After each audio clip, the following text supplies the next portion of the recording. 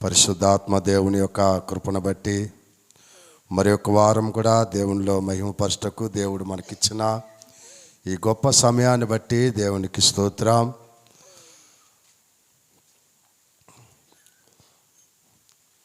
రాబోయే మాసంలో మనకి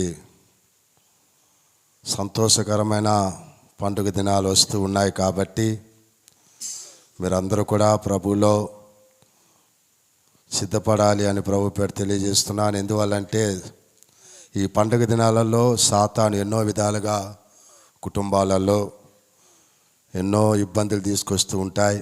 కాబట్టి వాటన్నిటిని మనం జయించాలంటే ప్రార్థనతో మనము ముందుకు కొనసాగాలి. కాబట్టి ఎక్కువగా మీరు ప్రార్థనలో ఉండాలని ప్రభు పేరు మీకు తెలియజేస్తూ ఉన్నాను. దేవునికి మహిమ కలుగాక. ఈరోజు దేవుడు మనకిచ్చిన వాక్యము కొద్దిసేపు మనము ధ్యానించుకుందాం. ఈరోజు చెప్పే వాక్యము కొంతమందికి ఇష్టం కూడా ఉండదు, కొంతమందికి ఇష్టం కూడా ఉంది. நீ சொல்கிற வசனம் கொஞ்சம் பேருக்கு அவங்க இருதயத்தில் ஒரு மாதிரியாக இருக்கும் இல்லையா, இஷ்டப்பட மாட்டாங்க. இதை செய்தாதான் நமக்கு ஆசீர்வாதம்னு சொல்கிறது ஆண்டவர் சொல்கிற ஒரு வார்த்தை இது. కాబట్టి ఇది చేస్తే దేవుడు మనల్ని ఆశీర్వదిస్తాడనే వాక్యం. కాబట్టి మలాకి 3వ అధ్యాయము 9వ వచనం, మలాకి 3వ అధికారం 9వ వచనం படிங்க. நீங்கள் శபிக்கப்பட்டவர்கள்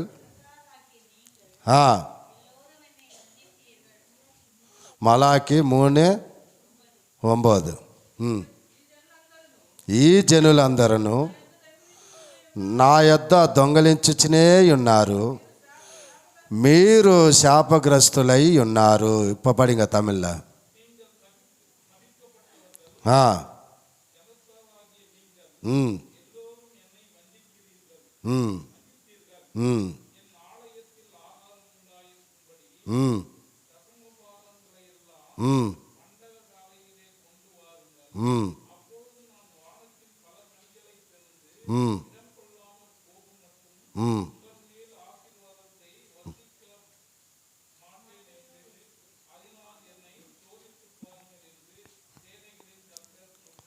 ఆమెన్. దేవునికి మహిమ కలుగునుగాక. ఈరోజు దశమ భాగం గురించి మాట్లాడాలని దేవుని యొక్క ప్రేరేపణ. అందుకే చెప్పాను, ఇది చాలామందికి ఇష్టం ఉండదు. అంటే ఈకుండా ఉండే వాళ్ళకి ఇష్టం ఉండదు. దశమ భాగాలు ఎవరైతే దొంగలిస్తున్నారో వాళ్ళకి ఇది ఇష్టం ఉండదు இல்லையா. தசம பாகத்தை யார் திருறாங்களோ அவங்களுக்கு இந்த வசனம் இல்லை, அவங்களுக்கு சந்தோஷம் கொடுக்காது இல்லையா. దేవుని వాక్యము ఇక్కడ చెప్తూ ఉన్నది, ఈ జనులందరూ నా యొద్ద దొంగలించుతూ ఉన్నారు అంటూ ఉన్నాడు. ఏమంటున్నాడు? ఈ జనులు. ఈ జనులు అంటే ఎవరు?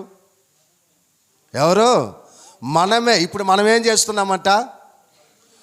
దేవుని దృష్టిలో మనం ఎలా ఉన్నామంట? దొంగలుగా ఉన్నామనేది బైబిల్ చెప్తుంది. అలా నీవు దొంగలించే దానిని బట్టి నీకు ఏమొస్తుంది అన్నాడు? శాపమే అన్నాడు.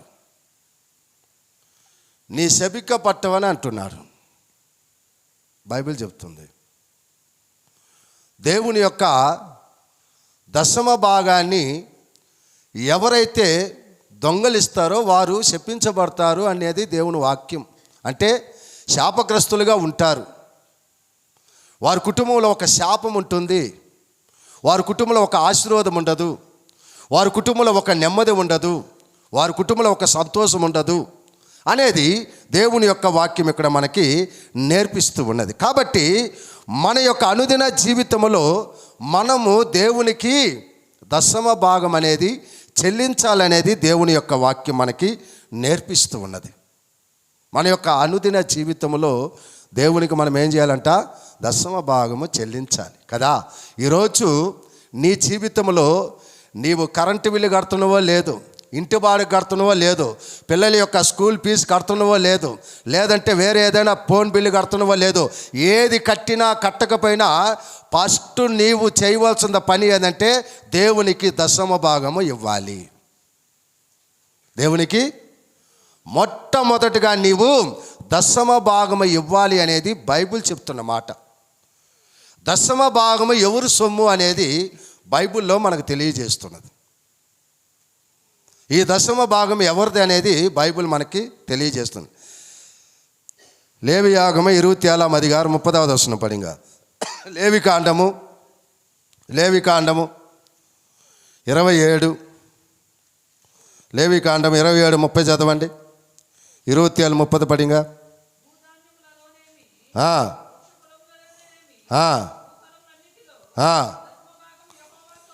యెహోవా సొమ్ము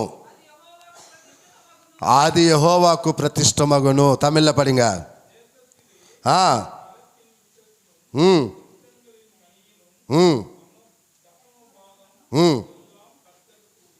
எல்லாம் கர்த்தருக்குரியது. யாருக்கு கொடுக்கணுமா இது? இது யாருதா? தசம பாகம் யாருது? கர்த்தருக்குரியது இல்லையா? இப்போ இந்த தசம பாகத்தை நீ வீட்டில் வச்சுக்கினா அவ்வளோதான். ஏன்னா ஆண்டவரே சொல்கிறார், இது எனக்கு கூறியது. அது நீ ஏன் பேக்கெட்டில் வச்சுன்னு இருக்கிற? நீ ஏன் பீరువాలో வச்சுன்னு இருக்கிற? நீ ஏன் ஒளிச்சு வச்சுன்னு இருக்கிற? అర్థమైందండి? దశమ భాగము నా సొమ్ము. నేను నిన్ను ప్రేమించి నీకు ఆరోగ్యం ఇచ్చి నీకు బలమునిచ్చి నీకు జ్ఞానం ఇచ్చి నీకు ఉద్యోగం ఇచ్చి నిన్ను అన్ని విధాలుగా కాపాడి కదా నిన్ను నేను బ్రతికిస్తే, నీవు సంపాదించుకున్న దానికి జ్ఞానం ఇస్తే, నీవు సంపాదించుకొని నా యొక్క దశమ భాగాన్ని నువ్వు దొంగలించుకొని నా యొక్క సొమ్మును నువ్వు దొంగలించుకొని నీవు ఇంట్లో పెట్టుకునేది కరెక్ట్ కాదు. అది నీకు శాపము. அர்த்தமாயிருந்தா? நான் உனக்கு நல்ல சுகத்தை கொடுத்து ஆரோக்கியத்தை கொடுத்து இல்லையா உத்தியோகத்தை கொடுத்து சம்பாதிக்கிறதுக்காக ஞானம் கொடுத்துட்டு எல்லாம் நான் உனக்கு தரேன். ஒவ்வொரு நாளும் ஒவ்வொரு நிமிஷம் நான் ஒன்று காப்பாற்றிக்கினே இருக்கிறேன். நீ சம்பாதிச்சு நீ என்ன பண்ணுற? உன் சம்பாதனை நீ என்ஜாய் பண்ணின்னு இருக்கிற. அது ஏன் சொத்து? கர்த்தருக்குரியது. அது కర్తరుకుడియదే కర్తరుకు గుర్తుండవు. దేవునికి ఇవ్వాల్సిన సొమ్ము దేవునికి ఇచ్చేయాలి. నువ్వు దేవుని సొమ్ముని నీవు తీసుకొని నీవు ఎంజాయ్ చేసుకుంటూ దేవునికి దశమ భాగం ఉంటే అది ఎలాగా నీకు ఆశీర్వాదకరంగా మారుతుంది? అది ఉనికి ఎప్పుడు ఆశీర్వాదమా మారం? దేవుని వాక్యం అంటే ఇది నా సొమ్ము, ఇది నా సొమ్ము, నీవు నాకు తీసుకొచ్చి ఇవ్వాలి.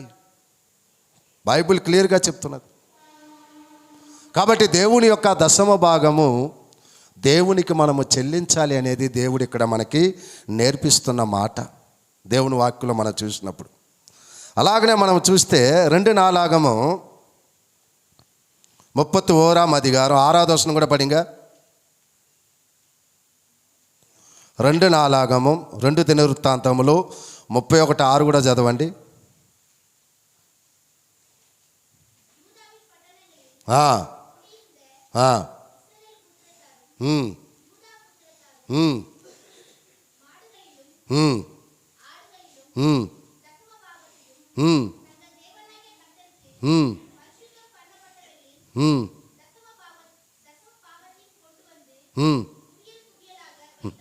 ఆమేన్.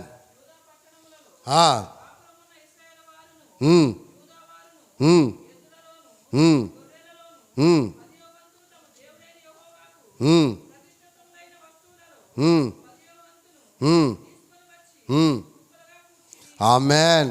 అర్థమైందండి? దశమ భాగము దేవునిది. అర్థమైందండి? ఇక్కడ ఏమంటున్నాడు? దశమ భాగము దేవునిది. వారు తీసుకొచ్చి ఏం చేశారంట? అక్కడ అంత మొత్తము కుప్పలాగా వేసేసారంట భాగం. ఇది ఎవరిదంట? దశమ భాగం ఏదంట అండి? దేవుడని యెహోవాకు యెహోవాది అంటూ ఉన్నాడు. నా దశమ భాగం ఇది. నా సొమ్ము తీసుకుని నువ్వు ఇంట్లో పెట్టుకొని ఎంజాయ్ చేస్తూ ఉన్నావు. నా డబ్బు తీసుకొని నువ్వు ఎంజాయ్ చేస్తూ ఉన్నావు. ఎలా నీకు ఆశీర్వాదం ఉంటుంది? ఎలా నీకు సమాధానం ఉంటుంది? ఎలా నీవు దీవించబడతావు? అర్థమైందా ప్రియ దేవుని బిడ్డలారా? దేవుని సొమ్ము దేవునికి చెల్లించాలి. దేవుడు అంటున్నాడు ఆడ, ఇది నా సొమ్ము, నీవు నా సన్నిధికి తీసుకురావాలి, నాకు నీవు చెల్లించాలి. నాకు నీవు ఇవ్వాలి. இல்லையா? கர்த்தர் கூடியது கர்த்தர் கொடுத்துடணும். இல்லையா? கர்த்தர் கூடியது கர்த்தருக்கு கொடுத்துடணும். நம்ம என்ன பண்ணுறோம்? நம்ம இல்லையா, வாடகை வீட்டுக்கு வாடகை இருந்துட்டு இல்லை நான் கொடுக்க மாட்டேன் ஒத்துக்குவானா? அவனை ஒத்துக்குவானா? ஒத்துக்க மாட்டாங்க. இல்லையா? நான் 2 மாதம் கரண்ட் பில்லு கட்ட மாட்டேன்னு ஒத்துக்குவாங்களா? கவர்மெண்ட் ஒத்துக்குமா? ஒத்துக்காது.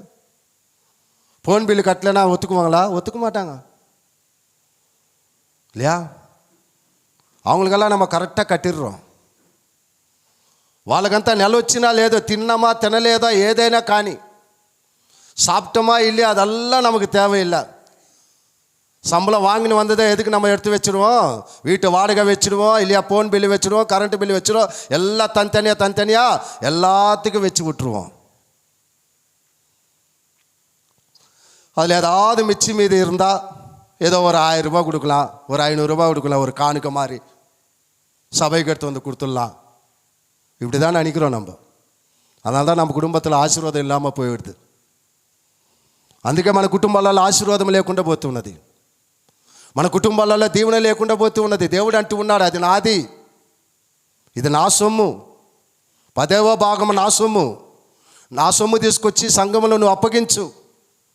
అది నీ ఇంట్లో పెట్టుకుంటే అది నీకు శాపముగా మారుద్ది, అది నీకు ఆశీర్వాదకరంగా ఉండదనేది బైబిల్ చెప్తున్న మాట. ప్రియ దేవుని బిడ్డలారా, கர்த்தரோட வசனம் சொல்லுது, அது உன் வீட்டில் இருந்தால் அது உனக்கு சாபம், ஆசீர்வாதம் இல்லை, அது எனக்குரியது.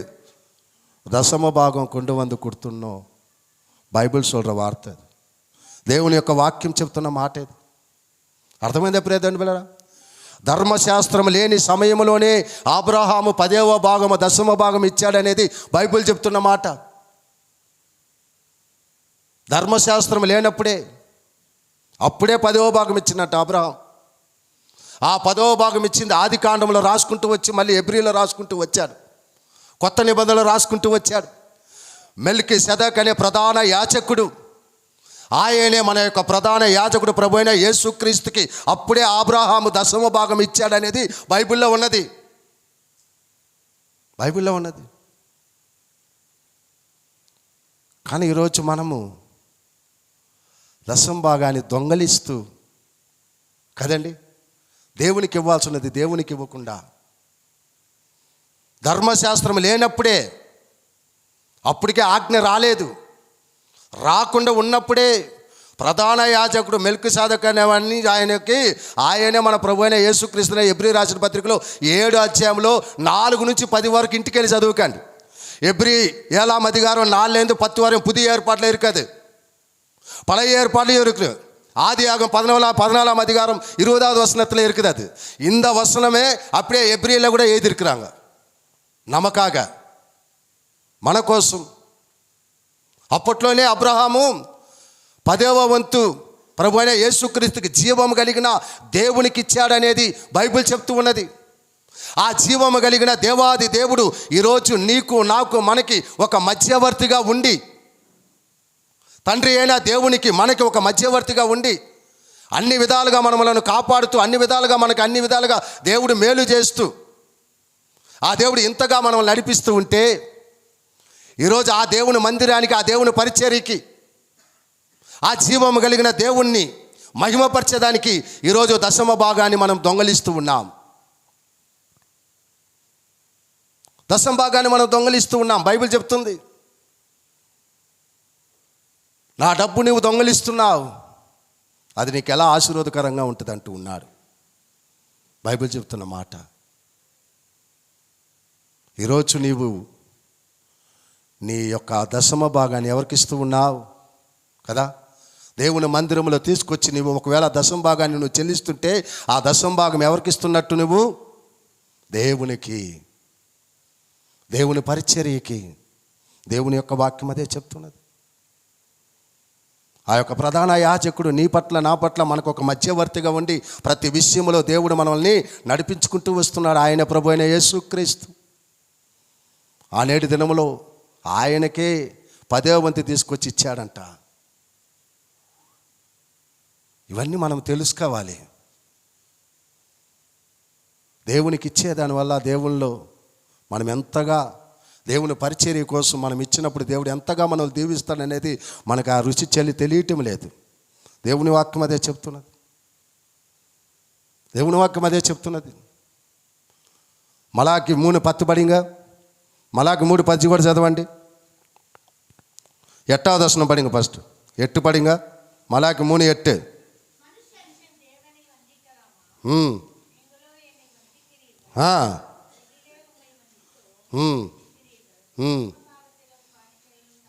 ఆమేన్. పోదాం.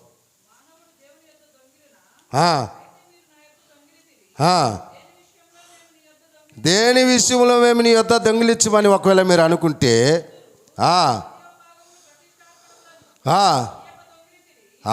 చాలు. ఏమంటున్నాడు? 10వ భాగము మీరు ఏమీ లేదు ఇవ్వలేదు కాబట్టి మీరు దొంగిలించి ఉన్నారు అనేది దేవుని వాక్యం చెప్తుందండి. అర్థమైందండి? దేంట్లో దొంగిలించినమయ్యా అని ఒకవేళ మీరు ప్రశ్న వేస్తే మళ్ళీ వెంటనే కింద ఏమంటున్నాడు? నా సన్నిధికి రావాల్సిన నా 10వ భాగాన్ని నీవు ఇయ్యకుండా దొంగిలించావే, బైబిల్ చెప్తుంది. కాబట్టి ఈరోజు అలాగనే నీవు ఇచ్చే 10వ భాగం కూడా ఎవరికి ఇవ్వాలో తెలిసినా నువ్వు ఎక్కడికి తీసుకురావాలో తెలిసినా నీ 10వ భాగము నీకు ఎక్కడ దేవుని యొక్క వాక్యము దొరుకుతుందో, ఎక్కడ ప్రతి వారము దేవుని వాక్యాన్ని నువ్వు వింటున్నావో, ఏ సంఘములో అయితే నువ్వు బలపడుతున్నావో ఆ సంఘములో నీవు 10వ భాగాన్ని తీసుకొని రావాలనేది 10వ వచనం చెప్తున్న మాట. 10వ వచనం చెప్తున్న మాట. ఏ సంఘములో నీవు దేవుని వాక్యాన్ని వింటున్నావో, ఏ సంఘములో నువ్వు బలపడుతున్నావో, ఏ సంఘములో నీ యొక్క ఆత్మీయ తండ్రి నిన్ను అన్ని విధాలుగా నడిపిస్తున్నాడో ఆ సంఘములో నీవు ఇవ్వాలి. బైబిల్ చెప్తున్నది. ఈరోజు మనము చాలా తెలివి కల్లోలమని, చాలా జ్ఞానవంతులమని చెప్పేసి మనం వస్తున్న సంఘానికి 10వ భాగాన్ని ఎగ్గొట్టేసి నేను ఎవరికో హెల్ప్ చేస్తాను, నేను ఎవరికో సహాయం చేస్తాను అనేది కాదు. 10వ భాగంలో కాదు సహాయము. అర్థమైందండి? అది చెప్పలేదు బైబిల్. 10వ భాగాన్ని దొంగలించేసి వేరెవరికైనా సహాయం చేస్తే అది నీకు ఆశీర్వాదకరంగా ఉండదు. నీవు ఇక్కడ ఇచ్చి నీవు ఏమి చెల్లించాలో అది నీవు చెల్లించి మిగతా నీ కాడ ఏదైనా ఉంటే నువ్వు ఎవరికైనా సహాయం చేసుకోవచ్చు. ఎవరికైనా నువ్వు సహాయం చేసుకోవచ్చు. దేవుని యొక్క వాక్యం అదే చెప్తున్నది. ఈరోజు నువ్వు ఏ సంఘములో దేవుని వాక్యాన్ని వింటున్నావో, ఏ సంఘానికి నువ్వు వస్తున్నావో, ఏ సంఘం నీ కోసం ప్రార్థిస్తుందో, ఏ సంఘం అయితే నీకు అన్ని విధాలుగా మరి ముందు ఉండి నడిపిస్తున్నదో ఆ సంఘంలో నీవు తీసుకొచ్చి ఇవ్వాలి అనేది బైబిల్ చెప్తున్నది. నీవు వేరే ఎవరికైనా నీవు తీసుకున్నా నీవు ఇచ్చే 10వ భాగము ఇక్కడ ఇవ్వకుండా వేరే ఎవరికైనా ఇస్తే తీసుకున్న వాడికి అది శాపము, మరి పుచ్చుకున్న వాడికి డబల్ శాపం. అది డబల్ శాపం. దేవుని వాక్యం అదే చెప్తుంది. నీకు ఆహారం ఎక్కడ దొరుకుతుందో అక్కడ నీవేమి చేయాలి? నీ 10వ భాగాన్ని తీసుకొచ్చి చెల్లించు అని బైబిల్ అంటుంది. నా పని రామంగా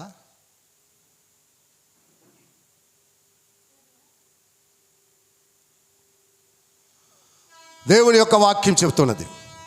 అర్థమైందా ప్రియదేవుని పిల్లరా? ఈరోజు మనకు తెలిసిన వాళ్ళనో లేకుంటే మన బంధువులను ఎవరో అని చెప్పేసి మనం సంఘం ఇవ్వాల్సిన 10వ భాగాన్ని అక్కడికి తీసుకొని పోయిస్తే తీసుకున్నోడికి శాపం, ఇచ్చినోడికి డబల్ శాపం. ఇచ్చిన వారికి అది దేవుడు ఒప్పుకాడు, అది దేవుడు ఒప్పుకాడు. అర్థమైందా ప్రియదేవుని పిల్ల? నేను అండమాన్లో పరిచర్య చేసేటప్పుడు మొట్టమొదటిగా మా చిన్న తమ్ముడికి పర్మనెంట్ అయింది. పర్మనెంట్ అయినప్పుడు ఫస్ట్ శాలరీ నాకు ఫోన్ చేసి, అన్నా నీకు మా మారిగా పర్మనెంట్ అయింది, ఆ శాలరీ పంపిస్తాను, అది మీరు సంఘంలో కానుకగా తీసుకోండి అని చెప్పారు.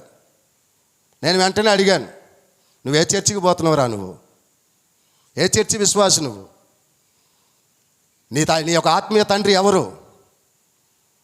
నేను ఏ పాస్టర్ నడిపిస్తున్నాడు? అర్థమైందండి? బాప్టిస్ట్ చర్చికి వాళ్ళు పోయేది, తీసుకుపోయి అక్కడ ఇచ్చే నీ శాలరీ మొత్తం,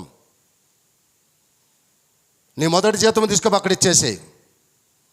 నెక్స్ట్ ఇయర్లో ఇంకొక తమ్ముడికి మళ్ళీ పర్మనెంట్ అయింది. సేమ్ వాడు కూడా అదేలాగా, వాడికి అదే చెప్పాను. నువ్వు ఏ సంఘానికి వెళ్తున్నావో ఆ సంఘంలో తీసుకొని పోయి ఇచ్చేయి, నువ్వు అలాగనే ఇచ్చేశారు. అలాగనే ఇచ్చారు. మీ ఇద్దరికి దేవుడు కార్యం చేశాడు కాబట్టి ఒక 10,000 రూపాయలు పంపించండి ఇక్కడికి, మా అందరికి ఇక్కడ కృతజ్ఞతగా ప్రార్థన పెట్టుకొని అందరికి భోజనం పెడతానని చెప్పాను. అది పర్సనల్, నీ శాలరీ లేదు కాదు. నీవు ఏ సంఘానికైతే వెళుతున్నావో ఆ సంఘంలో ప్రతి నెల నీకు వచ్చిన కష్టాజితం నుంచి తీసుకొని పోయి దశమ భాగం అక్కడ ఇచ్చేయి. అర్థమైందండి? ఇప్పుడు అలాగా మన బంధువులు లేకుంటే మావారు మా ఇది అనుకున్నాను అనుకోండి, ఇప్పుడు మా పిల్లలు ముగ్గురు కూడా నాకు ఇవ్వాలి, నాకు పంపించాలి. నా ముగ్గురు పిల్లలు జాబ్ చేస్తుండ్రు, నాకు పంపించాలి. నోరు మూసుకొని మాధవరం చర్చికి పోతాను కాబట్టి అక్కడికి పంపించండి దశమ భాగం, అక్కడ పంపించండి. ఇప్పటికి వాళ్ళు అక్కడికే పంపిస్తుంటారు దశమ భాగం. అలాగనుకుంటే నా బంధువులు మొత్తం మాధవరంలో సగం మంది ఉన్నారు. మా బావ పాస్టర్, మా మామ పాస్టరు, మా బాబాయి పాస్టరు అని అనుకొని పంపించినానంటే ఇంచుమించు నాకు ₹1,00,000 దాకా వస్తాయి. నో బావా, నో ఇది. నువ్వు ఏ సంఘానికి పోతున్నావో, ఏ పాస్టర్ని నేను నడిపిస్తున్నావు, ఏ సంఘంలో నువ్వు వాక్యం ఉంటుందో ఆ సంఘానికి తీసుకుపోయి అప్పుడే నీకు ఆశీర్వాదం, అప్పుడే నీకు దీవెన. దేవుని వాక్యం చెప్తున్నది, నీకు ఆహారం ఎక్కడ దొరుకుతుందో అక్కడ నీ దశమ భాగాన్ని తీసుకొచ్చి ఇవ్వమని బైబిల్ చెప్తున్న మాట. నేను ఎవరు నడిపిస్తున్నారో వారికి తీసుకొచ్చి నీ యొక్క దశమ భాగాన్ని చెల్లించమని చెప్తున్నాడు. అలా కాకుండా నీవు వేరే దిక్కు ఇచ్చినవంటే అది తీసుకున్నవారికి శాపమే, ఇచ్చిన వాళ్ళకి శాపమే, ఆశీర్వాదం కాదు అది. ఇక్కడ నో రిలేషన్, నో ఇది ఏది లేదు ఎడా. అది వేరు, ఇది వేరు. కాబట్టి జాగ్రత్త సుమా. ఏ సంఘంలో నువ్వు కట్టబడుతున్నావో, ఏ సంఘంలో నువ్వు ఉంటున్నావో ఆ సంఘంలో నీవు దశమ భాగం తీసుకొచ్చి ఇవ్వాలనేది బైబిల్ చెప్తుంది. ఈ దశమ భాగం మనం ఇవ్వాలి అని అంటే,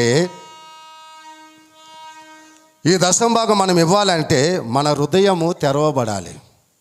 ఈరోజు చాలామంది దశమ భాగాలు సంపాదిస్తూ ఉన్నారు. అర్థమైందానండి? మీకు ఇంకొక మాట చెప్తున్నాను, మీ ఇంటిలో ఎంతమంది సంపాదిస్తున్నారో అంతమంది కూడా సంఘానికి దశమ భాగం ఇవ్వాలి. తెలుసా? అది నేర్చుకోవాలి మీరు ఎప్పుడు కూడా. అది యవన బిడ్డలైనా సరే, పెళ్ళైన వారైనా సరే, ఎవరైనా సరే, మీ ఇంట్లో నలుగురు సంపాదిస్తున్నట్టు నలుగురు తీసుకొచ్చి దేవుని సన్నిధికి దశమ భాగం ఇవ్వాలి. అది మీ కుటుంబానికి ఎంతో ఆశీర్వాదం. నేను ఒక్కడే ఇస్తే సరిపోతులే, మీరు ఈ ముగ్గురు ఈగిపోయినా పర్వాలేదంటే అది కరెక్ట్ కాదు. నీది నీదే కదా. మనమంతా ఒకే ఫ్యామిలీ, నేను ఒక్కడిస్తే సరిపోతులే, ఒకే చర్చికి పోతున్నాం కదా, మీరు ముగ్గురు ఈగిపోయినా పర్వాలేదు అన్నట్టు. ఒకే డిపార్ట్మెంట్లో మీ ఇంట్లో వాళ్ళు ముగ్గురు పని చేస్తున్నారు. ముగ్గురికి శాలరీ ఇస్తారా, ఒకరికి శాలరీ ఇస్తారా? ఎందుకు? ఒకే ఫ్యామిలీ కదా. మీరు ఒకరికి ఇస్తే చాలుగా, ఒక్కరికి ఇస్తే చాలుగా, ముగ్గురు ఒకే ఫ్యామిలీ కదా. కడుపు వేరే వేరే కదా. అలాగనే ఇక్కడ కూడా అందరూ వేరే. దేవుళ్ళో కూడా అందరూ వేరే. ఎవడి బ్లెస్సింగ్ వాళ్ళకే, ఎవడి ఆశీర్వాదం వాళ్ళకే, ఎవడి దీవెన వాళ్ళకే. అర్థమైందా? ఇట్లా అయ్యో నా భార్య అని నేను మాత్రం పరలోకానికి పోతాను, నా భార్యను కూడా తీసుకురాలంటే ఆడు చల్లదాడా. నీ భార్య వేరు, నువ్వు వేరు. ఒకే మంచంలో ఇద్దరు పండుకొని ఉండడు. ఒకడు ఎత్తబడుతుండు, ఒకడు ఎవడో పడుతుండు. పొలంలో ఇద్దరు పోతుండ్రు, ఒకడు ఎత్తబడుతుండు, ఒకడు ఎవడో పడుతుండు. No family, no recommendation, no relationship. అర్థమైందా ప్రియదేవుని బిడ్డలారా? కాబట్టి ఈరోజు నీ కుటుంబం దీవించబడాలంటే, నీ కుటుంబం ఆశీర్వదించబడాలంటే, నీ కుటుంబం అన్ని విధాలుగా మరి అనేకమైన మేలులు పొందుకోవాలంటే దేవుడు వాక్యం ఏదైతే చెప్తుందో దాని ప్రకారం చేయాలి. అలా చేయాలి అని అంటే అందుకే దేవాదేవుడు నీ హృదయం తెరవబడాలి. నీ హృదయం తెరవబడి నీవు దేవుని వాక్యాన్ని వింటే, దేవుని వాక్యానికి లోబడితే, దేవుని వాక్య ప్రకారం నువ్వు జీవిస్తే, మేము ఇక్కడ ఈ దశమ భాగాల గురించి ప్రసంగాలు చేయని అవసరమే లేదు. ಕರ್ತೋಡ ವಸನತೆಗೆ ನೀ ಕೀழ்ಪಡಿಂದ ಕರ್ತೋಡ ವಸನತೆಗೆ நீ செவி கொடுத்து கர்த்தரோட வசனத்தை உன் இருதயத்துக்குள்ளே நீ சேர்த்துக்கேன்னா நாங்கள் இந்த மாதிரி பிரசங்கம் பண்ண தேவையே இல்லை. தசம் பாகத்துக்கு ஆட்டோமேட்டிக்காக நீங்களே கொடுத்துருவீங்க. வசனம் தெரிஞ்சால் கொடுத்துருவீங்க, వసనத்தை కీழ்పడిందా கொடுத்துருவீங்க நீங்கள். కాబట్టి ఈరోజు ఎంతమంది మీరు సంపాదిస్తున్న మీరు ఇంతవరకు ఒకవేళ దశమ భాగం ఇచ్చేది మీరు వెనక పడిపోయిందనంటే, అదే లేవి కాండంలో చెప్తున్నాడు, నీవు 10వ వంతు ఈగిపోతానంట నెక్స్ట్ నీకు ఇంకొక 5% చేర్చి తీసుకుంటాడంట దేవుడు. అర్థమైందండి? 10వ వంతు నీవు ఈగిపోతే 15 వంతులు నువ్వు చెల్లించాల్సి వస్తుందంట బైబిల్ చెప్తున్న మాట. లేకపోతే దాన్ని ఎలాగా తీసుకోవాలో కూడా దేవుడికి తెలుసు అంట. దాన్ని ఎలాగా నీకు ఖర్చు పెట్టించాలి అనేది కూడా దేవునికి తెలుసు అంట. బైబిల్ చెప్తున్న మాట ఇవన్నీ. అర్థమైందండి? అందుకే బైబిల్ మనం పూర్తిగా మనము చదవాలి. బైబిల్ మనము చదివి దాని ప్రకారం మనము జీవిస్తే మనకి దశంభాగాలు ఇచ్చేదానికి ఎవ్వరు అడ్వైజ్ చేయాల్సిన పనే లేదు. ఆటోమేటిక్గా నువ్వు తీసుకొచ్చి ఇచ్చేస్తావు. అది నీ బ్లెస్సింగ్ కోసం దేవుడు చెప్తున్న మాట, అది నీ కుటుంబ ఆశీర్వాదం కోసం దేవుడు చెప్తున్న మాట. ఆ యొక్క అవగాహన నీకు ఉండాలి అంటున్నాడు.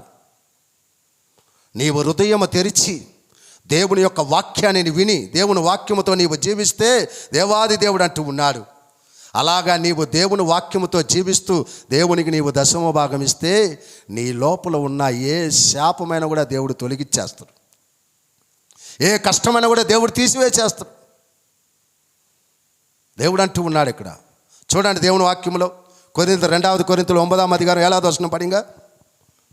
కొరింథీయులు రాసిన 9వ అధ్యాయము 7వ వచనం. 2వ కొరింథీయులు 9:7. సనుగు కొనకయు బలవంతముగా కాకయు ప్రతి వాడును తమ హృదయములో నిశ్చయించుకొని నా ప్రకారము ఇయ్యవలెను, ఇచ్చువాణ్ణి ప్రేమించును. తమిళ పడింగా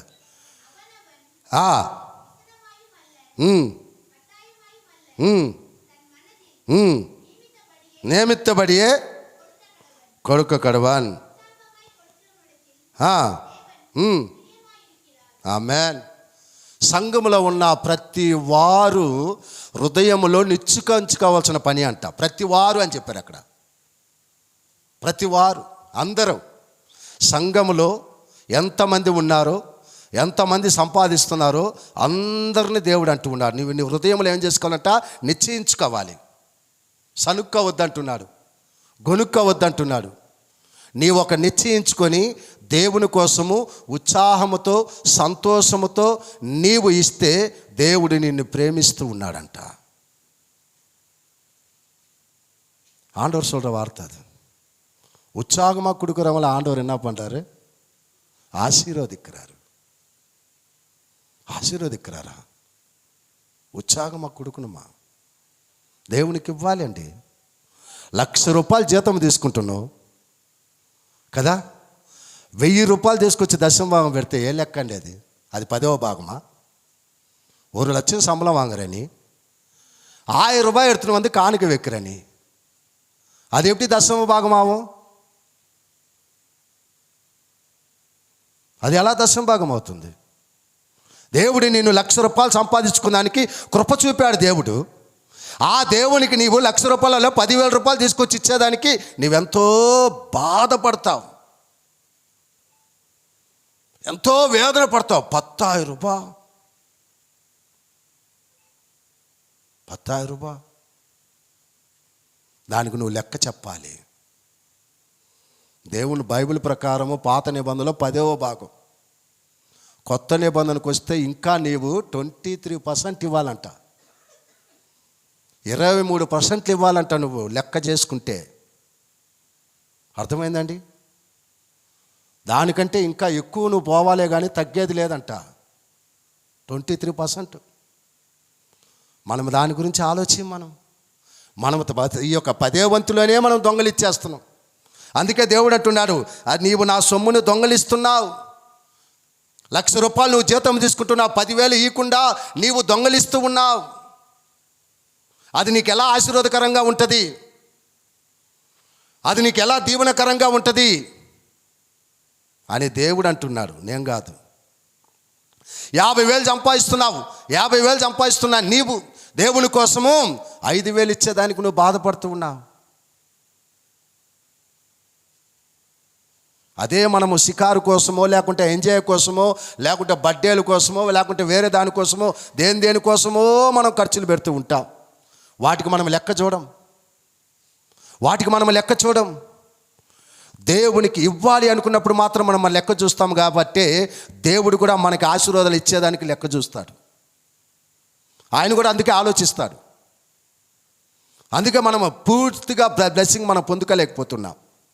పరిపూర్ణమైన ఆశీర్వాదాన్ని మనం పొందుకోలేకపోతూ ఉన్నాం. అర్థమైందనండి? అందుకే దేవుడు అన్నాడు, నీ హృదయము తెరవబడితే, నీ హృదయంలో నువ్వు నిజంగా నిశ్చయించుకుంటే, నీ హృదయంలో నిజంగా నా దేవునికి నేను ఇవ్వాలని నువ్వు అనుకుంటే అంట, అది నీవు ఆపలేవు. అది నువ్వు దేవునికి ఇచ్చేస్తావు. దేవుని సొమ్ముని మనము పెట్టుకాము. ఎందువల్లంటే అది దేవునిది. దేవుడు ఏమన్నాడు? ఇది నా సొమ్ము.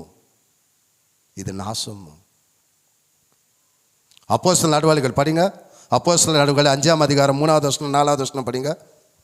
అపోస్తలుల కార్యము 5వ అధ్యాయం 3, 4 వచనం కూడా చదవండి.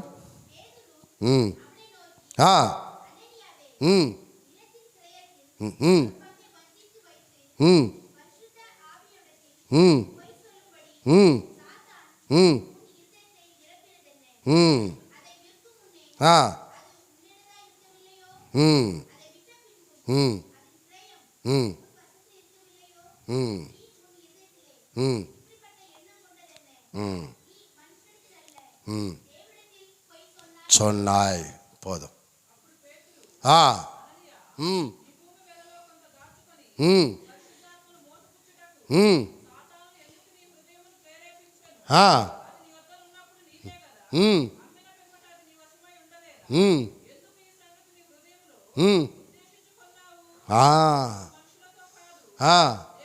దేవునితోటే నీవు అబద్ధం ఆడుతున్నావు. చాలు. ఎందుకు నీ హృదయంలో ఎలాగొచ్చింది? సాతాను ఎందుకు ప్రేరేపించింది? అడుగుతున్నాడు ఆడు పేతురు. ఎందుకు సాతాను ప్రేరేపించింది? ఇది నీ సొమ్ము. నీ సొమ్ములో ఎందుకు దాచుకున్నావు నువ్వు? ఇప్పుడు దేవుడు నువ్వు సాతానుతో కాదు, నాతో కాదు నువ్వు చెప్పింది. దేవునితోటే నువ్వు అబద్ధం ఆడుతున్నావు. దేవుని వాక్యం చెప్తుందండి, నీవు నీ సొమ్ముని దాచుకుంటే, ఇక్కడ ఏమంటున్నాడు? నీవు 10వ వంతు ఇవ్వకుండా నీవు దాచుకుంటే, ఇప్పుడు దేవుని దగ్గర నువ్వేం చేస్తున్నట్టంట? అబద్ధం ఆడుతున్నప్పుడు నీ హృదయం ఎవరిని ఏది ప్రేరేపించిందంట? సాతాను ప్రేరేపించింది. అందుకే హృదయము తెరవబడాలి. అందుకే హృదయంలో దేవుని వాక్యం ఉండాలి. అందుకే హృదయంలో దేవుని వాక్యంతో జీవించాలి. అలా నీవు జీవించకపోతే సాతాను నిన్ను ప్రేరేపిస్తుంది. ఈ బాకు సాతాను నిన్ను ప్రేరేపిస్తుంది. 10,000 ఇస్తావా, 5,000 ఇస్తావా, 20,000 ఇస్తావా అని చెప్పేసి సాతాను నిన్ను ప్రేరేపిస్తుంది. అర్థమైందండి? ఇక్కడ ఇవ్వకుండా వెంటనే మనము ఇక్కడ 5,000 ఇచ్చేది వనిచ్చి ఇంకొక స్థలంలో 15,000 ఇచ్చేటట్టు సాతాను తీసుకుపోయి వదిలిపెట్టదు నిన్ను. ಸಭೈಕುಲ ನಾಮ ದಶಮವಾಡು ಕೊಂಡುವನು ಕುಡುಕರಪ್ಪ ಸಾತಾನು ನಿರ್ರಿದೆತ್ತುಕೊಳ್ಳೇನಪ್ಪ ಕುಡುಕಾದ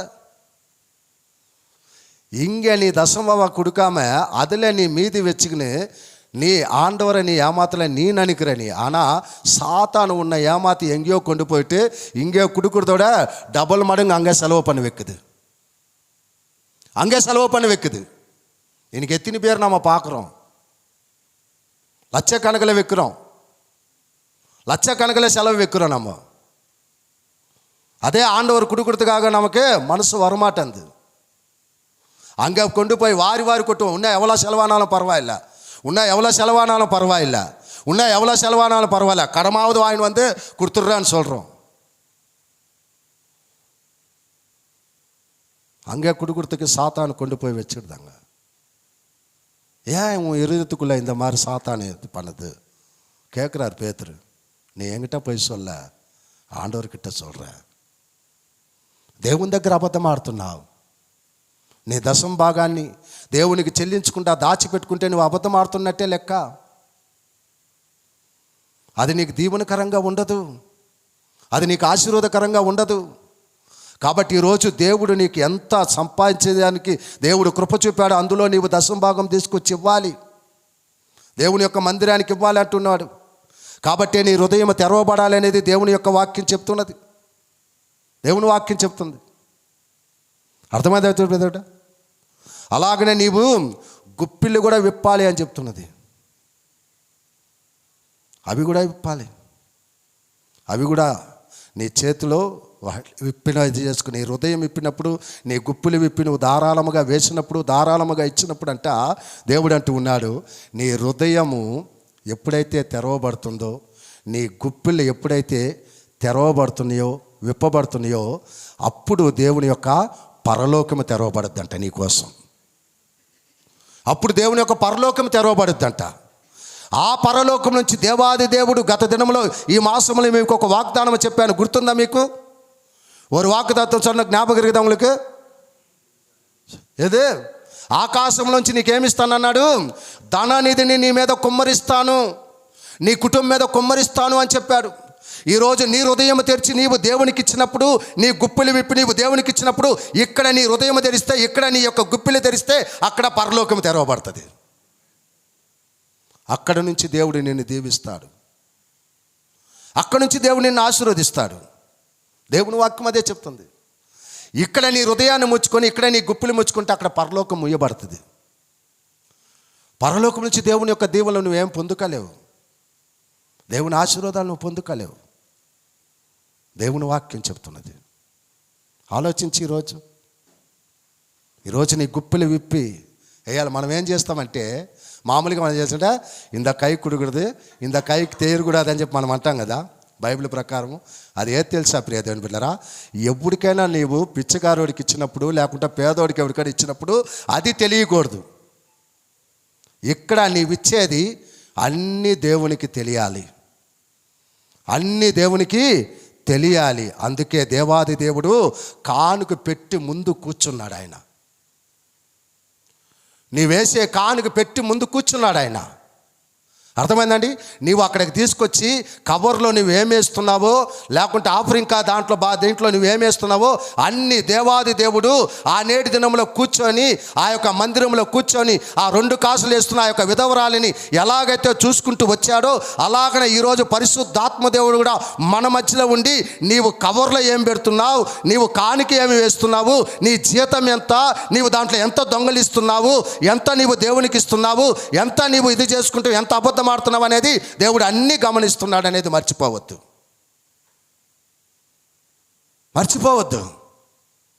నీవు వేసే ప్రతి నయా పైసా దేవుడు చూస్తున్నాడు అనేది మర్చిపోవద్దు. నీవు కవర్లో పెట్టి ఇచ్చేది ఏది కూడా దేవాది దేవుడు చూస్తున్నాడు అనేది మర్చిపోవద్దు. నీ శాలరీ ఎంత అనేది కూడా దేవాది దేవునికి తెలుసు. అందులో నుంచి దశంభాగం నుంచి నువ్వు దొంగలించి ఎంత నువ్వు పక్కన పెడుతున్నావు అనేది కూడా దేవునికి తెలుసు.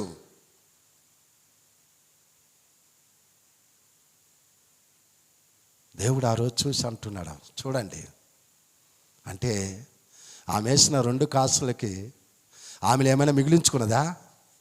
మీది ఏదాది వచ్చిందా? இல்லை. நிறைய பேர் போட்டாங்க, ஆனால் அவங்க காணுக்கு பெருசாக தெரியல ஆண்டவருக்கு. தன் ஜீவனையே போட்டுதுன்னு சொன்னார் ஆண்டவர். அங்கே நெக்ஸ்ட் டேக்கு இல்லை, నెక్స్ట్ వేలేకే இல்லை, నెక్స్ట్ టైం లేదు. ఈరోజు మనం ఏం చేస్తున్నాం? మనకి శాలరీ వచ్చినా, మనకి ఏది వచ్చినా కూడా అన్నీ మనకు కావాల్సిందంతా తీసిపెట్టుకొని మిచ్చం ఉంటే దేవునికి వేద్దాం, లేకపోతే నెక్స్ట్ మంత్ వేద్దాం అని ఆలోచించుకొని వచ్చేవాళ్ళు ఎంతమంది? ఎలా మనకు ఆశీర్వాదం వస్తుందండి? ఎలా మన కుటుంబం దీవెనకరంగా ఉంటుంది? ఎలా మన కుటుంబం ఆశీర్వాదకరంగా ఉంటుంది? ఎలా మన కుటుంబం నెమ్మదిగా ఉంటుంది? ఎలా మన కుటుంబం సమృద్ధిగా ఉంటుంది? ఆలోచించు ఒకసారి. దేవుని వాక్యం చెప్తుంది. ఆమెకి తెలుసు, నాకు ఉన్నదంతా నా దేవునికి నేను ఇవ్వాలి, నాకు ఏమి కావాలో నా దేవునికి తెలుసు, నాకు ఏమి ఇవ్వాలో నా దేవునికి తెలుసు. ఆయన నమ్ముకున్న వారిని ఎప్పుడు ఆయన వదిలిపెట్టాడు అనే సత్యం ఆయనకి తెలుసు, ఆమెకి తెలుసు. నన్ను అలాగ వదిలిపెడతాడనేది ఆమెకి అనుకాల. ధారాళంగా తమ హృదయం నిండా తీసుకొచ్చి వేసేసింది అంతే. లేస్తే మనలాగా అన్ని దాచిపెట్టుకొని వేసింది కాదు. కాబట్టి ఈరోజు ప్రియ దేవుని బిడ్డలారా, దేవుడు నిన్ను దీవించాలని ఇష్టపడుతున్నాడు. దేవుడు నిన్ను ఆశీర్వదించాలని ఇష్టపడుతున్నాడు. ఆకాశపు వాక్యులు విప్పి నీ కుటుంబాన్ని దేవుడు పోషించాలని ఇష్టపడుతూ ఉన్నాడు. ఈరోజు నీ హృదయము తెరిచి నీ గుప్పిలు విప్పి దేవునికి ఏదైతే నీవు చెల్లించాలనేది న్యాయముగా నువ్వు చెల్లించాలో అది నీవు చెల్లించినప్పుడు దేవుని యొక్క పరలోకము నీ కోసం తెరవబడుతుంది. దేవుని యొక్క దీవెనల మెండుగా నీకు నీ కుటుంబానికి దేవుడు కలిగిస్తాడు. నీకున్న లేమిలోనే దేవుడు నిన్ను ఆశీర్వదిస్తాడు. నీకు వచ్చే చిన్న జీతమైనా సరే అందులో నువ్వు నమ్మకంగా ఉండు. నీకు 10,000 జీతం వస్తుందా? ఆ 10,000 రూపాయలలో దేవుని యొక్క 10వ భాగం 10వ భాగం, దేవా నీ వాక్య ప్రకారం ఇదిగో నాయన 1,000 రూపాయలు. ఆ 9,000ని దేవుడు ఎంతగానో ఆశీర్వదించి సమృద్ధిగా నీ కుటుంబాన్ని నడిపిస్తాడు. సమృద్ధిగా నీ కుటుంబాన్ని నడిపిస్తాడు. అర్థమైందండి? ఈరోజు 10,000 రూపాయలు జీతం తీసుకునే వాళ్ళు, 1,00,000 రూపాయలు తీసుకునే వాళ్ళు అందరూ ఒకటిగానే ఉన్నారు. వీళ్ళు పోషించబడుతున్నారు, వాళ్ళు ఎలా? నీకు యుక్కులుగానే ఉన్నారు. 1,00,000 రూపాయలు తీసుకునేవాడిది 10,000 రూపాయలు తీసుకునే యుక్కులుగా ఉన్నారు. అక్కడ ఏమి తక్కువ లేదు. అది దేవుని కృప. దేవుని మీద నమ్మకంతో, దేవునిలో నమ్మకం కలిగి దేవునికి చెల్లించాల్సి ఉంది. దేవుని చెల్లి ఎందువల్లంటే అది ఎవరి సొమ్ము అని చెప్పాడు? నా సొమ్ము. నాకు ఇవ్వాల్సి ఉన్నది మీరు. ఆయనకి ఇవ్వాల్సి ఉన్నది ఆయనకి ఇచ్చినప్పుడు మనకేమి కావాలని అన్నీ ఆయన మనకిస్తాడు. ఆయనకి ఇచ్చేది తక్కువ, ఆయన దగ్గర నుంచి పొందుకునేది ఎక్కువ. ఆయన దగ్గర నుంచి పొందుకునేది ఎక్కువ. కాబట్టి ఈరోజు ప్రియ దేవుని బిడ్డలారా, మీ ఇంట్లో మీరు 9 సంపాదిస్తున్నారా? ప్రభుకు 9 సంపాదించితే 9 తీసుకొచ్చి చెల్లించండి. నీవు ఎంత జీతం తీసుకుని, నువ్వు ఒక్కరివే ఎంత జీతం తీసుకుంటున్నావు, ఈరోజు నీవు దానిని మైండ్లోకి తెచ్చుకో. దేవా, ఇన్ని సంవత్సరాలు, ఇన్ని నెలలు నాయన నేను ఇంత జీతం తీసుకుంటున్నా, నీ సొమ్ము నేను దొంగలించానయ్యా, నన్ను క్షమించు. అందుకే నాకు సమాధానం లేదు, అందుకే నాకు సంతోషం లేదు, అందుకే నాకు ఎంత డబ్బు వచ్చినా కూడా అది నాకు నిలవటం లేదు. దేవా, నన్ను క్షమించు. నీ మందిరములో నేనేమి చెల్లించాలను? ఈరోజు నా హృదయం తెరిచి నా గుప్పిలు విప్పి నాయన, ఇదిగో తండ్రి దేవా, సనుక్కోకుండా గొనుక్కోకుండా నాయన నా హృదయం నాయన, ఇదిగో తండ్రి నా యొక్క హృదయ ప్రేరేపణతో నాయన నీకు ధారాళముగా ఇచ్చే మనస్సు నాకు దయచే నాయన. ఇంతవరకు నీ సొమ్ము నేను దొంగలిచ్చాను, నన్ను క్షమించు. నా మీద ఉన్న శాపాన్ని తీసివేయి, నా కుటుంబంలో ఉన్న పాపాన్ని తీసివేయి, నా కుటుంబంలో ఉన్న దరిద్రతను తీసివేయి నాయన. నాకు వస్తున్న వర్మానంలో ఏదైనా సరే నాయన నీకు 10వ వంతు చెల్లించేవారుగా నా జీవితం మారాలి, నా హృదయం మారాలి. ఈరోజు అలాంటి ప్రేరేపణతో దేవుని వాక్యము నీతో మాట్లాడి ఉన్నది కాబట్టి నీ హృదయాన్ని తీర్చుకో. ఈరోజు నీ హృదయాన్ని తీర్చుకో. అమ్మా, ఆయన కోసం కాదు ఆయన అడిగేది, ఆయన కోసం కాదు, నిన్ను దీవించాలనే దానికోసం. నీవు నాకిచ్చి నన్ను శోధించి చూడు అన్నాడు ఆయన. నీవు నాకిచ్చి నన్ను శోధించి చూడు, నేను నిన్ను ఎలాగా దీవిస్తాను, నీ గిన్నె నిండి పొర్లే తట్టి నేను నిన్ను దీవిస్తానని దేవుడు అంటూ ఉన్నాడు. వాగ్దానం ఇచ్చిన దేవుడు నమ్మదగిన దేవుడు. ఆయన చెప్పిన మాటని నెరవేర్చే దేవుడు. ఇంతవరకు నీవు ఆ దీవెనలు పొందుకోలేదంటే కారణం ఏదంటే కారణం నీవే. ఈరోజు సమర్పణ చేసుకో. దేవా, నేను నాయన ఇదిగో తండ్రి నాకు వస్తున్న వర్మానం అది ఎంతైనా సరే నాయన, అందులో దేవా ఇది నీ సొమ్ము, నీ మందిరానికి నీ పరిచర్యకి నాయన నేను సమర్పిస్తానయ్యా. ఇది నీకు సమర్పించే కృతజ్ఞత అర్పణ. అది అర్పణ, నీవు అర్పించాలి. దేవుని వాక్యం చెప్తుంది. అలాగనే నీ సొమ్ముని నీవు ఎక్కడ ఆహారం తీసుకుంటున్నావో, ఎక్కడే చేస్తున్నావో అక్కడే చెల్లించాలని కూడా చెప్పాడు. మళ్ళీ ఆ పొరపాటు కూడా చేయబాకండి. 10వ భాగాన్ని తీసేసి నేను ఎక్కడికో పంపిస్తాను, ఎక్కడికో ఇస్తానంటే అది కూడా శాపమే. అది నీకు శాపము, తీసుకునేవాడికి శాపం. కాబట్టి జ్ఞాపకం చేసుకో, నిన్ను ఏ సంఘం బలపరుస్తుందో, నిన్ను ఏ సంఘం నిన్ను నీ కోసం ప్రార్థన చేస్తుందో, ఏ సంఘం నీ కోసం కన్నీరు కారుస్తుందో, ఏ పరిచర్య కోసం అయితే నీవు ఇవ్వాలనుకుంటున్నావో నీ సంఘ పరిచర్య కోసం నీవు దాన్ని సమర్పించాలి. బైబిల్ చెప్తున్న మాట అది. నీవు ఆహారం అంటే దేవుని వాక్యం ఎక్కడింటున్నావు? ప్రతి వారం ఎక్కడింటున్నావు? ప్రతి వారం నీ కోసం ఎక్కడ ప్రార్థన చేస్తున్నారు? గ్రహించది. అలాగా నీవు ఇచ్చినప్పుడు ఖచ్చితంగా దేవుడు నిన్ను దీవిస్తాడు. ఖచ్చితంగా నీ కోసము డోర్ ఓపెన్ అయిపోద్ది. అర్థమైందండి? నీవు ఎప్పుడైతే అలాగ ఇచ్చేదానికి నువ్వు ప్రారంభిస్తావో నీ తలుపు దగ్గరే ఉంటాడు, నీ తలుపు తడతాడు దేవుడు. ఆశీర్వాదం నీ తలుపు తట్టుద్ది, దేవుని దీవెన నీ తలుపు తట్టుద్ది. ఎందుకు నాకు ఇన్ని రోజులు ఈ కష్టం, ఎందుకు ఈ బాధ, నాకెంత వచ్చినా ఎందుకు ఇలా అవటం లేదని చెప్పి ఒకవేళ నువ్వు అనుకొని ఇక్కడ కూర్చొని ఉన్నావు. ఈరోజు దేవుడు నీతో మాట్లాడి ఉన్నాడు. దశమ భాగం మీకుండా ఇంతవరకు ఒకవేళ నీవు దేవుని సొమ్ము దొంగలిచ్చి నువ్వు పెట్టుకొని ఉన్నావేమో, ఈరోజు దేవునికి సమర్పించే, అది దేవునికి సమర్పించే. ఒకవేళ ఇంతవరకు దశమ భాగం ఇచ్చే అలవాటు లేకుండా నువ్వు ఉన్నావేమో, ఈరోజు నుంచి ప్రారంభించు దాన్ని. ఈరోజు నుంచి ప్రారంభించు. అది నీకు నీ కుటుంబానికి క్షేమం కలుగుద్ది, అది నీకు నీ కుటుంబానికి ఆశీర్వాదకరంగా ఉంటుంది. బైబిల్లో ఇంకా చాలా ఉన్నాయి చెప్పాలంటే. అర్థమైంది ఎప్పుడైనా? కాబట్టి ఈరోజు మనం సమర్పించుకుందాం. ఇది ఇవ్వాలంటే మనం ఏం తెరవాలి? మనకి మన హృదయము తెరవాలి. రెండవది మన గుప్పెళ్ళు అంటే మన హస్తం, అది ఈ ముయ్యబడిన హస్తము తెరవబడాలి. ఈ రెండు తెరవబడితే మనకేం తెరవబడుతుంది? పరలోకము తెరవబడుతుంది. పరలోకం మన కోసం తెరవబడుతుంది. ఈ రెండు మనం తెరిస్తే పరలోకం మన కోసం తెరవబడుతుంది. అక్కడి నుంచి దేవుడు ధననిధితో నిన్ను దీవిస్తాడు. అక్కడి నుంచి దేవుడు ధననిధితో నీ కుటుంబాన్ని ఆశీర్వదిస్తాడు, నీ కుటుంబాన్ని పోషిస్తాడు. నీ కుటుంబానికి ఏది ఎక్కరో, నీ కుటుంబానికి ఏది అవసరమో ప్రతి అవసరత దేవుడు ఖచ్చితంగా తీరుస్తాడు. మోకరించి ప్రభు సన్నిధిలో ప్రార్థన చేద్దాం. మోకరించి ప్రభు సన్నిధిలో ప్రార్థన చేద్దాం. సమర్పించకండి. ప్రభువా,